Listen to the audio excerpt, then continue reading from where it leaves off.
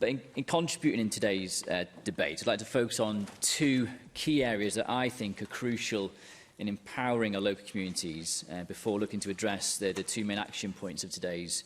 motion. And the first point really is that the importance and role of our councillors and councils in making this ambition a success.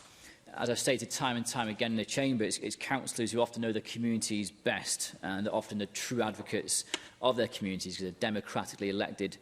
to do so. And it's councillors who need to be given the levers and power to deliver the change that is needed in communities to truly empower them and the residents that they represent.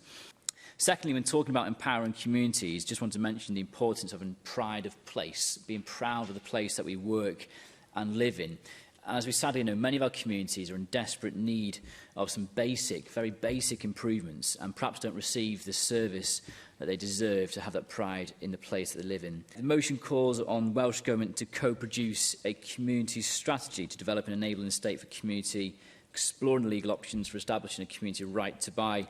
in Wales. And as you expect from me, a right to buy is something I certainly support in many different aspects. And that's also why we on this side of the chamber today are really happy to support today's motion, because as we've outlined in our recent manifesto as Conservatives, we think that empowering local communities is really important, and being able to support them and protecting their local services is important as well. And we've explored and thought about ideas around things like a community ownership fund, which perhaps could be within the thinking of government in the future as well. Community ownership fund would help